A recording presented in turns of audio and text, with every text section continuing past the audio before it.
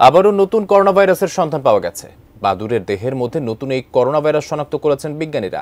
এই ভাইরাস মানুষের জন্য কতটা ঝুঁকিপূর্ণ সে সম্পর্কে এখনো চলছে গবেষণা। বিস্তারিত জানাচ্ছেন জান্নাতুন নাহার জেরি। দক্ষিণ আমেরিকার দেশ ব্রাজিলে বিজ্ঞানীরা বাদুড়ের মধ্যে একটি নতুন করোনা ভাইরাস শনাক্ত করেছেন, যা মানুষের মধ্যে ছড়িয়ে পড়ার সম্ভাব্য ঝুঁকি তৈরি করতে পারে। এই ভাইরাসটি মধ্যপ্রাচ্যের শ্বাসযন্ত্রজনিত সিন্ড্রোম মার্স-কোভের সঙ্গে অনেক মিল পাওয়া গেছে, তবে মানুষের মধ্যে এটি কতটা ছড়িয়ে পড়তে সক্ষম তা এখনও স্পষ্ট নয়।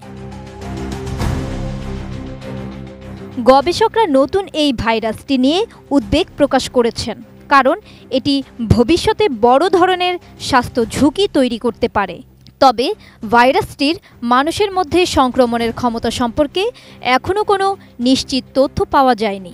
এই বিষয়ে আরও গবেষণা চালানো হচ্ছে। জার্নাল অব মেডিকেল ভাইরোলজিতে প্রকাশিত এই গবেষণাটি হংকং বিশ্ববিদ্যালয়ের সহযোগিতায় সাও পাওলো এবং সিআরআর বিজ্ঞানীরা পরিচালনা করেছেন। গবেষকরা দেখেছেন ভাইরাসের জিনগত ক্রমের সাথে মার্স-কোভের ৭২% মিল রয়েছে।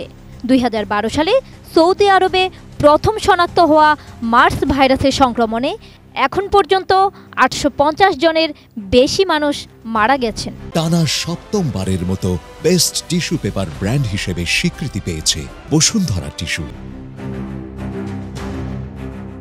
জার্নাল অব মেডিকেল ভাইরোলজিতে প্রকাশিত এক গবেষণার লেখক ব্রুনা স্টেফানি সিলভারিও বলেন, এটি মানুষকে কতটা সংক্রামিত করতে পারে তা এখনও আমরা নিশ্চিত নই, তবে আমরা ভাইরাসের স্পাইক প্রোটিনের কিছু অংশ শনাক্ত করেছি, যা মার্স-কোভের ব্যবহৃত রিসেপ্টরের সঙ্গে সম্ভাব্য মিথস্ক্রিয়ার ইঙ্গিত দেয়।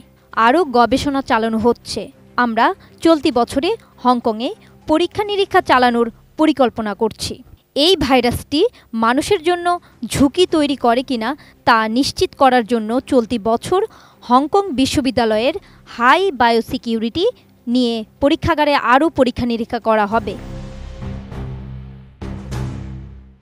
গবেষণার সিনিয়র গবেষক রিকার্ডো ডুরেস কারভালহো বলেন, বাদুড় হল গবেষণার জন্য গুরুত্বপূর্ণ ভাইরাল জলাধার, যে কারণে আমাদের ক্রমাগত নজরদারি প্রয়োজন।